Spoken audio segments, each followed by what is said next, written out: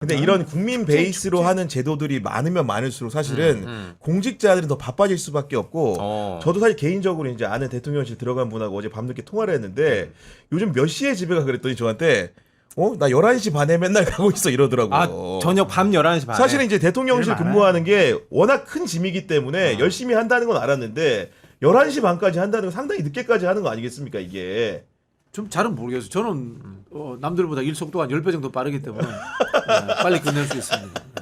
근데 일단 대통령이 워낙 꼼꼼하기 때문에 네. 그 피해갈 수 없을 거예요. 그 계속해서 질문을 해서 네. 이게 서로가 대화가 돼서 합의점이 나오지 않으면은 어떤 정책의 집행에 대해서 시작이 안 되는 스타일이기 때문에 아마 고생 많이 할 겁니다. 아, 진짜. 고생 많이 할 거라는 생각이 이게 이제 이런 거예요. 저도 이제 국회 있을 때 저희 뭐 회관에 한 10명이 있잖아요. 근데 의원이 그냥 보좌진들하고 상의 안 하고 그냥 어디서 뭐 유튜브 보고 아니면 술 먹다가 누구 얘기 듣다가 결정을 다 해. 그럼 보좌진들이 할 일이 없어. 이미 결정이 돼 있기 때문에? 아니 우리랑 상의도 안 하고 우리한테 뭐 지시도 안 하고 네네. 그냥 본인이 어디서 술 먹다가 얘기 듣고 그냥 결정해버리고 이거 해 저거 해 이런단 말이에요. 그럼 할 일이 없는데 딱 모아놓고 니들은 어떻게 생각하노? 이거는 어떻게 생각하노? 네. 좀 더 좋은 안 없나? 외국에는 어떤 거 사례가 어떻노? 그러면 이거 좀 논의 좀 해봐라. 이러면은 11시 12시 날 새가지고 일을 해요. 그러니까 이거예요. 대통령이 우리가 생각하고 판단하는 여러 가지 아이디어 정책 보고서들을 직접 보고 그것이 만약 대통령 메시지로 나간다거나 정책이 되면은요 더 큰 책임감을 갖고 정말 더 열심히 해요. 밤 11시가 아니라 날 새요 그냥. 거기서. 그러니까요. 그러니까 지금, 이재명 대통령 스타일은 그러신 것 같아요. 맞아요. 저도 이재명 대통령님이 이제 질문하고 이야기를 회의 진행하는 걸 보니까 현안만 듣는 게 아니라 그래서 어쩌라고. 그래서 그 대안까지 물어보더라고요. 그래서 준비하는 사람들이 현안 보고인데 대안까지 막 멘붕이 오더라고요. 표정을 그리고 사실은 어제 같은 경우에 국무회의가 두 번째로 열렸는데 이게 안건 중에 제일 중요한 게 3대 특검법 처리하는 문제였는데 좌중에 앉아있는 사람들은 다 윤석열 정부 때 거부권 행사할 때 앉아있던 분들이잖아요. 근데 오늘 언론 보신 분들 알겠지만은 반대 의견도 얘기해보라고 해가지고 다 들었다는 거 아닙니까 지금. 그 여러분들이 잘 모르시는데 이재명 대통령이 말씀이 많은 것 같은데요. 여러 사람들 모여서 이야기할 때 말씀 생각보다 별로 안 자기 얘기 안 해요 잘? 엄청나게 잘 듣는 편이에요. 네. 그리고 여기 오늘 질문제도 나와 있던데 대통령 시계 이야기 있잖아요. 네. 원래 이분이 꼼꼼하고 이제 낭비하는 거 굉장히 싫어요. 그래서 아마 제 생각에는 애초에 나는 시계 안 만들어야지 이런 생각을 갖고 있었을 거예요. 아 실제로는. 근데 네. 다수의 사람들이 시계가 상징적이기도 하고 대통령 선물 중에 진짜 굉장히 가성비가 최고구나. 높다라는 이야기를 듣고 아마 거기에 대해서 설득됐을 거예요. 남녀 굉장히 잘 듣는 분이에요. 아니 근데 이게 사실은 숙제를 또 하나 안겨준 게 뭐냐면은 과거에 대통령 시기 하면은 관행적으로 만들던 거니까 뭔가 준해서 할 텐데 이번에 이렇게 새로 만들겠다고 하면서 의미와 실용성 모두를 담을 수 있는 시계를 만들려고 하니까 아니, 장 대통령이 소장님 기대해도 좋다 그랬어요. 그런 시계 어떻게 만들어야 되는 실무자들 겁니까? 머리 예. 빠개지는 거예요. 이제. 업체들한테 이제 디자인 가져와라부터 시작을 해가지고 어마어마하게 실무적으로 꼼꼼히 챙겨야 될 부분들이 많아가지고 이거 하나 만드는데도 시간도 좀 많이 걸리고 그럴 거 네. 아니에요. 가죽 재질은 뭘로 할까? 이게 동그라미로 할까? 네모로 할까? 마크는 어디에다 의미도 넣을까? 많이 사인은 들어가야 이거 되고. 넣을까? 크기는 사인 크기는 이렇게 할까? 10포인트로 할까? 12포인트로 네. 할까? 정말 실무적으로 야. 챙길 게 많아요. 윤석열 정부 때 시계를 막 뿌렸잖아요. 문재인 정부 때는 너무 귀해가지고 그러니까 그게 그게 문제였어. 난리였거든. 이니 시계 구하려고 맞아요. 난리였지. 너무 진짜 좀 아. 심했거든. 그래서 좀 이게 합리적으로 아니, 그러니까. 어디 좀 균형감이 있었으면 좋겠어요. 어. 줄 만한 사람한테는 줄 수 있고 특히 이제 사회적 약자들이라든가 어. 이런 기념품이 꼭 필요한 분들이 있잖아요, 그죠?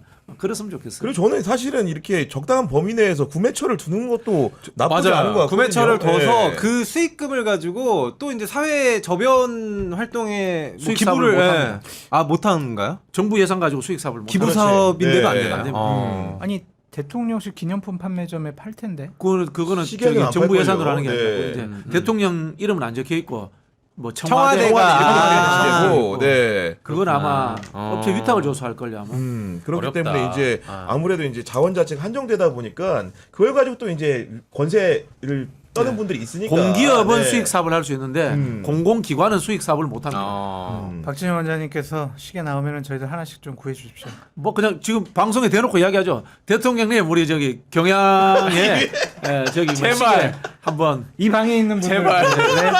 6개. 네. 6개. 남성용, 여성용 이렇게 쌍으로. 알겠습니다. 아, 여섯 네. 이런 가운데 정부 인선도 이어지고 있는데 네. 얘기 보니까 이제 아직 발표는 안 했지만 통일부 장관은 정동영, 와 올드맨. 외교부 장관은 조현전 유엔 대사, 네. 국방부 장관은 안규백 얘기 나오던데. 제가 예상한 그대로 다 가네요. 아니 통일부 장관의 정동영 재수생이죠. 한 번 더 하시는 거 아닙니까 지금 그러니까요. 이게? 네. 20년 전에 통일부 장관 전 그러니까, 통일부 장관. 네. 고요. 역대 통일부 장관 중에 가장 막강했던 사람입니다. 아 그 당시에 예, 전권을 가지고 노무현 대통령의 특사로 가서 김정은을 만난 적도 있고요. 우리가 생각하기에는 뭐 박지원 원장님이라든가 또는 정세현 장관 이런 분들이 큰 역할을 하셨습니다만은 실제 정권을 가졌던 유일한 분으로 제가 그랬구나. 이거 뭐 제가 좀 설명을 드릴게요. 정동영 통일부 장관, 이종석 국정원장, 위성락 안보실장, 안보실장. 이 세 사람이 외교와 통일 분야는 대통령에게 완벽하게 보고해가지고 정권을 행사할 수 있는 수준의 드림팀을 짰다. 이렇게 보시면 되고 저는 이 팀이 정말 마음에 듭니다. 왜냐하면요. 네. 쓸데없는 신인 하나도 없잖아요. 제가 제일 싫어하는 게 신인 발굴이거든요. 그러니까요. 네. 이 국정 운영은 경험 많고 훈련된 사람들이 하는 거지 신인 발굴하는 데가 아니에요. 최고의 드림팀이라고 봅니다. 검증된 인재들이기 네네. 때문에 분명히 이재명 대통령이 크게 신경 안 쓰시더라도 여기에 대해서 엄청난 성과를 저는 세 분이 내실 거라고 봅니다. 그리고 정동영, 이종석 콤비 같은 경우에는 사실은 노무현 정부 때 한 차례 입증된 콤비이기 때문에 남북 관계 개선도 좀 기대해봐도 되는 겁니까? 어떻습니까? 그냥 단순히 남북 관계의 개선이 아니라 동북아 정세 전반적인 어떤 새로운 이 프레임을 짤 거라고 봅니다. 설명을 드리자면요, 이 이종석 장관은 이른바 이제 자주파, 그리고 위성락 그 실장은 동맹파. 친미파죠. 네. 친미파. 그리고 정동영 장관은 그걸 총괄했던 사람이에요. 과거에 총괄했던 사람이기 때문에 급이 달라요. 이 세 사람들은. 그렇구나. 우리 네. 보통 이제 이종석 장관을 자주파 이렇게 하는데 자주파가 아니고 자주파라는 그걸 만든 사람이에요.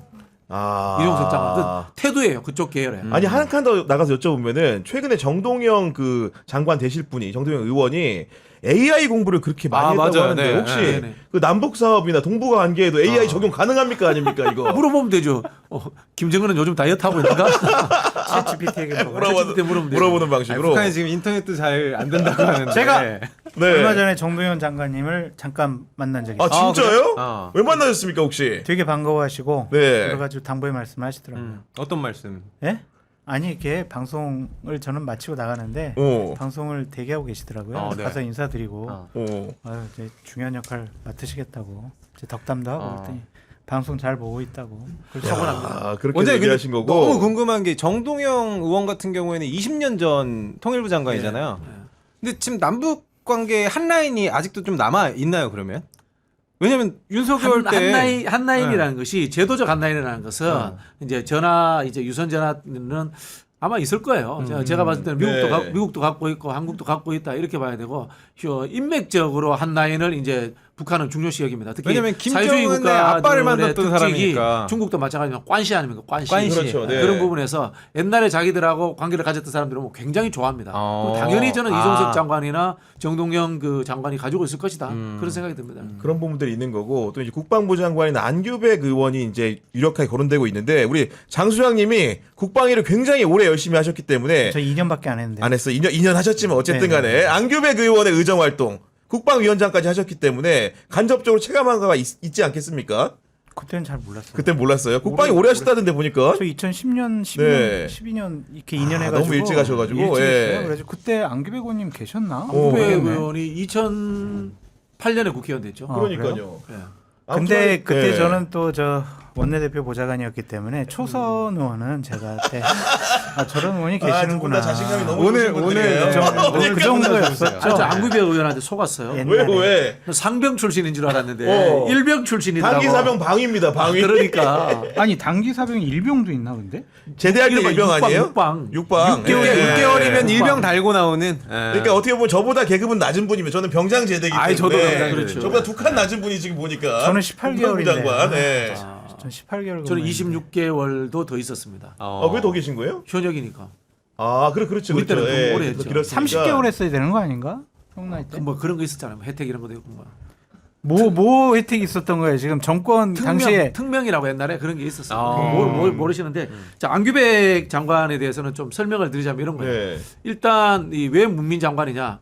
혹시나 군이 또 쿠데타 이런 위험이 그렇지. 있을까봐 네. 군정과 군영을 구분하겠다. 군 행정과 군 명령 체계, 인사권자와 그 다음에 명령 체계를 나누겠다는 의지가 포함되어 있다. 좀 합참 중심이 되겠네요. 이걸 합참 중심으로 가는 겁니다. 군은 지휘 체계는. 그러면은 국방부 장관이라는 건 인사권자로서 통화를 하는 거고, 그렇죠. 그다음에 합참의장 이런 분들이 실제로 군을 작전. 창조하는 네, 작전. 명령권자로서 기능을 그렇죠, 한다. 그렇죠. 이런 개념이라는 김용현이 거죠. 네. 쿠데타 때 합참에 갔잖아요. 벙커에 윤석열 데리고. 그렇죠. 이런 일이 벌어지지 않게 하겠다는 거예요. 그런 부분이 있는 저렇게 거예요. 만약에 이제 안규백 국방부 장관이 어쨌든 군을 또 알잖아요. 그러면은 이렇게 되는 거예요. 장관이 가면 할 일이 뭐가 있냐면 우리나라를 뭐 최정예 강군으로 만들기 위해서는 필요한 게 뭐가 있냐.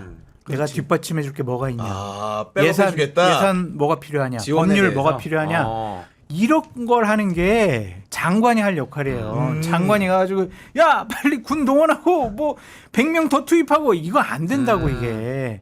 그러니까 어제 유튜브 보니까 김용현 전 국방부 장관이 인사청문회 할 때 그게 뜨더라고요. 김민석 총리 후보자가 막 질문하는데. 맞아. 예. 그게 떠가지고 유심히 봤더니 가관도 아니었더만. 가관이었죠. 보니까 기억나실지 모르겠지만 흐리멍텅한 사람 눈에는 흐리멍텅한 것만 보이는 겁니다. 맞아. 이걸 두 번 세 번이나 어. 반복을 하더라고요. 본인이 흐리멍텅한 사람이었던 거죠. 인사청문회 때 어떻게 그렇게 얘기를 하는지 야 이 사람들이 권력 위세가 대단했구나. 아니 그러니까 우리 국민들이 약간 오해하시는 부분이 뭐냐면은 사실은 저도 개인적으로 느끼는데 정치인들이 의외로 추진력이 있고 집행력이 있기 때문에 장관으로서 잘해요. 적격인 부분들이 많은데 그렇죠, 지금까지 약간 과소평가되다 보니까 정치인 장관이 적었는데 이재명 정부는 보니까 적극적으로 등용할 기세입니다 이게. 그 상임위에서 적어도 4년 정도 우정 활동을 한 분이라면 웬만한 전문가들보다 훨씬 더 그 부처에 대해서 잘 알아요. 고급 정보를 또 많이 하니까. 네. 많이 하고 보고도 받고 법률도 만들어 보고 예산도 처리해 보잖아요. 그러니까 웬만한 무슨 관료 출신이라든지 아니면 학자, 교수 네. 비교가 안 돼요. 아, 그래요? 그래서 저는 정말 이재명 대통령의 인사 스타일이 마음에 드는 게 뭐냐면 장관, 국무총리를 정치인으로 대부분 다 이렇게 하고 있는 임명하시잖아요. 것들. 너무 잘하시는 거예요. 근데 정치인들 중에 실력 안 되는 사람들 직업군이 있어. 법조인들 실력 잘하는. 출신들 중에 굳이 따지면은 법조인들 실력 잘하는. 그 사람들이야 뭐 법사위에서 맨날 얘기해요. 지난번에는 요직을 다 검사 출신이 갔었는데. 그래서 너무 잘하시는 거예요. 있고 이 부분도 돼요. 방산 문제도 있는 것 같아요. 방산. 네, 그 국방부 장관이 군대만 굴리는 게 아니라 네. 그렇지. 이 네. 방산을 해야 되잖아요. 야. 우리나라 방산 사람이 워낙 커졌기 때문에 네. 그래서 저는 민간인 저 장관을 쓰지 않았나 그렇게 생각해 봅니다. 저는 정동영 장관이 통일부 장관을 하겠다라고 생각한 것도 대단하고 네. 대단하지. 그걸 또 시키겠다고 생각한 분도 대단하고 그런 것 같아요. 대통령도 왜냐하면 대단하고. 예전에 2007년도인가 정동영 선거할 때. 정동영 대통령 후보 그때 같이 우리 박진영 원장 그렇죠. 네. 박진영 원장님 뭐 우리 이재명 지금 현재 대통령 어. 다 그 밑에서 네. 실무적으로 일했던 실무자였죠. 분들이잖아요. 맞아요. 네. 아. 그래 쉽게 말하면 정치적 아버지를 장관으로 쓴 거야. 야, 근데 저는 더 대단한 사람이 대단하다. 정동영 장관이라고 봐요. 어. 내가 뭐 장관 한 번 했는데 뭐 그럼 뭐 가? 이렇게 생각할 수도 네. 있는데 근데 이분 원래 꿈이 북한 대사였어. 평양 그랬구나. 대사 한번 해보고 싶다. 네. 죽기 전에. 통일이라든가 뭐 통일이 당장 안 되더라도 네. 한반도 평화에 대한 특별한 소신이 있는 거예요. 예전에요. 그때 국회에 있을 때 당시에는 북한에 이제 그게 이제 진보 정권이었는데 북한에 쌀을 이렇게 네. 지원을 해준 경우가 있어요. 그러면은 국회 보좌진들도 거기에 배 태워가지고 북한을 갔다 와요. 금강산 갔다 왔죠. 금강산이 아니라 이제 예를 들면은 쌀을 인천항에서 실어. 그래서 이제 원산항인가 뭐 그렇게 원산 보내. 아니 남포겠지. 남포. 네. 원산은 동해 아니고 서쪽이니까. 남포로 네. 보내. 그럼 그때 같이 갔다 오는 거예요. 왜? 진짜로? 네, 왜? 그런 것들을 봐야 제대로 의정 활동을 뒷받침할 수 있다. 아. 보좌진들도 그랬다. 그래서 한두 명을 꼭 이렇게 데리고 갔었거든요. 저 야, 그때 그렇구나. 되게 가고 싶었었거든요. 네. 금강산은 못 가보셨어요? 저는 못 가봤어요. 저는 금강산하고 뭐 개성공단을 다 가봤거든요. 야. 아 진짜요? 네, 근데 특히 진짜 개성공단 아까워요. 그래서 정말 아까워. 그 우리나라가 어쨌든 쌀이 좀 남아 돌잖아요. 음. 그래서 남북 관계 좋아지면은 좀 쌀도 인도적으로 좀 지원을 해주고 네. 많은 분들이 또 북한도 오가면서 왕래했으면 좋겠다 그런 생각이 드네요. 그러니까 이런 여러 가지 이제 인선 관련된 결정도 이루어지고 있고 네. 그 정책적으로 아까 이제 서두에 좀 말씀드렸지만은 세 개의 특검법이 드디어 이제 국회를 통과하고 대통령실을 넘어가지고 공포가 돼 있는 상황인데 그 지난주였던 것 같습니다. 목요일에 3대 특검법이 국회에서 의결된 날에 서초동 아크로비스타 윤석열 김건희의 사저에서 누가 발견됐냐? 최윤순이 발견됐다면서요. 장모가. 네. 그 일요신문 그 기자분이 전화가 또 찍었어. 민우기가 또 찍었어요. 보니까. 그분 또 오시라 그러지 뭐. 그러니까. 뭐 멋지게 신용사 잘하시네. 객자에서 한번 틀었대더만 얘기 들어보니까. 아, 그래요? 예, 몰라. 그랬다던데. 예. 아 그랬구나. 그랬다고 하던데. 그냥 뭐 위로 방문한 것이 아닐까? 아니면은 대책회의였나? 사위 나도 잡혀가는 거 아니야? 지금 어떡할 거야? 화면에 나가고 있네요 지금. 네. 아니 그러니까. 이제 당신 말이야 왜 불법적인 비상겸해가지고 나까지 이렇게 감옥 가게 만드나 이거 아닌가? 아니 근데 이 가족 공동체가 워낙 이렇게 이제 바깥에 보면은 구설이 많았는데, 그러니까 물론 이제 지하 주차장에까지 뭐 기자가 있었겠느냐 이런 의심을 못했을 수는 있는데. 아니 뭐 가도 되죠 뭐. 뭐 가도 되긴 되는데 저 같으면은 그래도 바깥에서 만나자고 했을 것 같아. 윤석열이라는 사람이 대선 후보 시절에 토론에서 이런 이야기합니다. 정치는 패밀리 비즈니스다. 즉 정치 권력을 동원해서 우리 가족들이 잘 먹고 잘 살게 하겠다라는 네. 뜻을 이미 내비쳤던 거예요. 그럼 책임도 같이 져야지. 제 느낌에는 대책회의했다 이런 느낌이에요. 대책 얘기했다.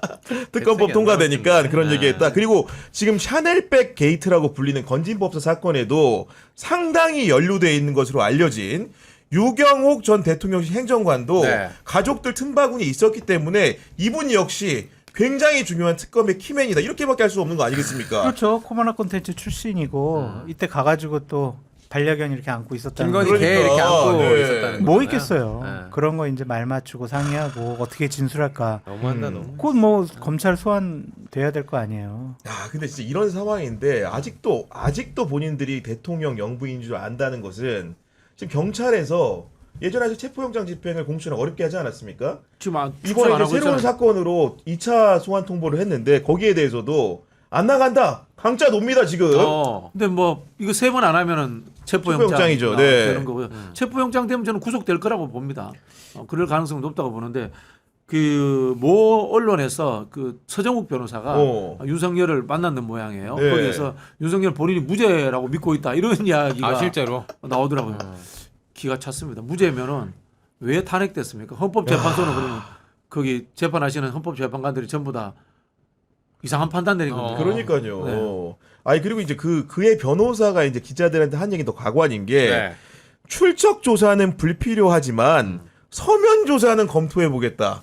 야, 배포가 좋습니다, 진짜. 아직도 뭐 대통령인 것 같다 뭐 그런 생각을 하는 것 같은데 오히려 체포 당하는 거를 화면을 연출하고 싶어 할 수 그러니까 있을 그런 연출 뭐 시나리오 굉장히 많이 나오더라고요. 왜냐면 그럼 또 지지층들이 뭐 하는 거예요 지금 정치 보복이다 네. 이렇게 할 수 있는 명분을 주잖아요. 근데 이번에 체포할 땐 제가 보기에는 조용히 가서 조용히 잡아올 가능성도 상당히 높거든요. 통 트자마자 그냥 잡아오면 되는 거 아닙니까 지금? 그렇죠. 뭐 네. 이 극우 유튜버들을 늘 상시 대기시켜 놓을 수도 있고 아니면 저기 윤석열 TV 만들 수도 있죠. 김건희 TV나.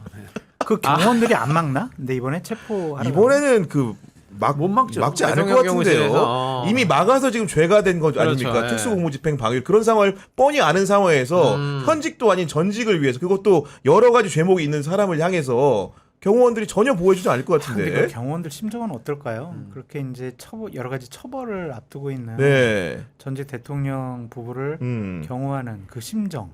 아니 후회스럽지. 얼마 전에 후회스럽죠. 내가 왜 이런 곳에 휘말려 왔을까 그런 생각 들겠죠. 얼마 전에 윤석열 대통령 그 소환됐을 때도 예전에는 이제 경호처 직원들이 기자들을 다 크로스 체킹을 하면서 몸으로 막았는데 이번에 보니까 그냥 옆에만 서 있더라고요. 기사 나오니까 이제 학습 효과가 생겨버린 그러니까. 거지. 함부로 막으면 이재명 안 되겠다. 대통령이 열린 경우, 뭐 친근한 경우 맞아요. 그렇게 한번 선언하셨잖아요. 아 거기에 복속이 돼버리는 거구나. 그렇죠. 예. 경호처 직원들도. 그렇지. 예. 그런 거야 아닐까.